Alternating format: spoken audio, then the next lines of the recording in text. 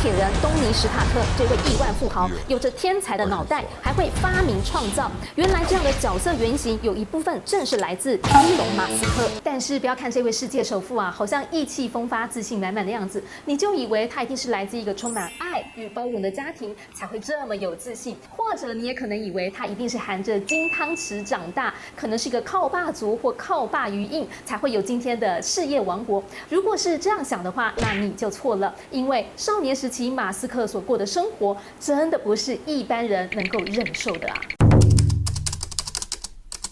马斯克1971年出生在南非，12岁的时候，马斯克被送去参加一个野外生存营，这是在南非的一种野营活动。在这里，孩子们必须去互相抢夺有限的食物资源，所以去霸凌别人，竟然变成是被鼓励的行为。简单来说，这个活动就是弱肉强食、适者生存的残酷争夺战。但那时候的马斯克还是个个性很内向的孩子，他在这就遭到了殴打，所以当这场活动结束时，马斯克是整整瘦了大约5公斤。但是这还不是他最痛苦的经历。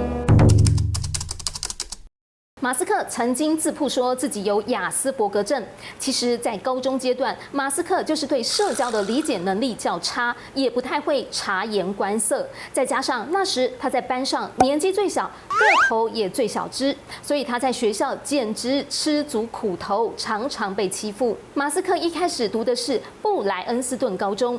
有一次，马斯克在吃三明治的时候，竟然有学长从后面来踢他的头，并且把他推下阶梯。当他摔下去之后，学长还继续痛扁踢他。这一次的暴力事件，马斯克说自己差点就被打死。后来他住院住了2个星期，还留下了呼吸困难的后遗症。就在事情已经过了30年，他事业有成了之后，马斯克还去进行了矫正手术，来处理年少时期的鼻子骨折，鼻子的旧伤老问题，这才算痊愈了。马斯克的弟弟金巴尔也曾说过，马斯克当时实在是恨死学校了，都被打成这么惨了，还是得照常去上课。可是出院回到了家，更令人心寒的是，老爸竟然是站在敌人那一边。马斯克9岁时，父母就离婚了。他后来是跟着担任工程师的爸爸一起生活。而就在马斯克遭人痛殴出院回到家，爸爸竟然不是给他安慰和温暖，而是当头直接再痛骂他一顿。爸爸说，马斯克就跟白痴一样，是个没什么用的人。马斯克的弟弟也讲过，爸爸那次的大发飙是马斯克最痛苦的记忆了。事实上，马斯克的爸爸常常对他咆哮、大吼大叫，每次骂人常常就是连珠炮骂个1小时。年纪还小的马斯克只能站在那里罚站，乖乖听爸爸骂完。马斯克曾经用精神虐待来形容父亲的言语暴力行为，还说呢，他的父亲就是知道要如何去折磨一个人。就在被暴打的事件发生后，后来马斯克就转学进入了普勒托利亚男子中学。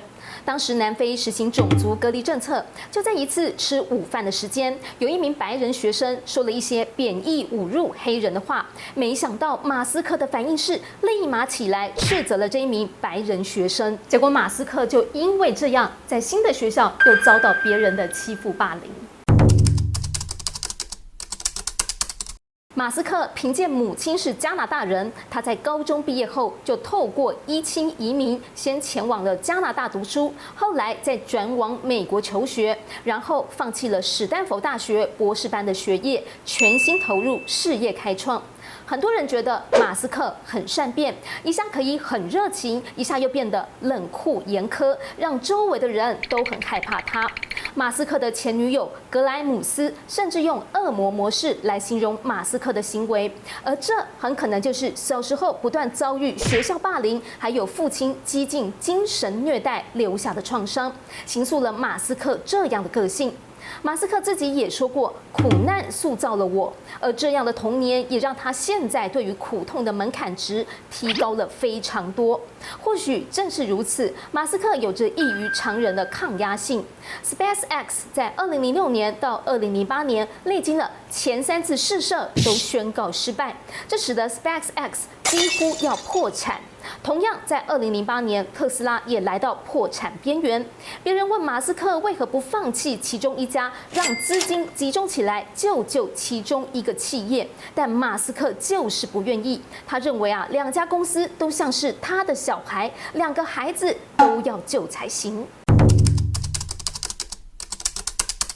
也许马斯克这种异于常人、敢坚持到底、永不放弃的特质，正是从过去的生活所磨练出来的，就宛如钢铁人一般才具有的坚韧、勇气与力量。你说是不是呢？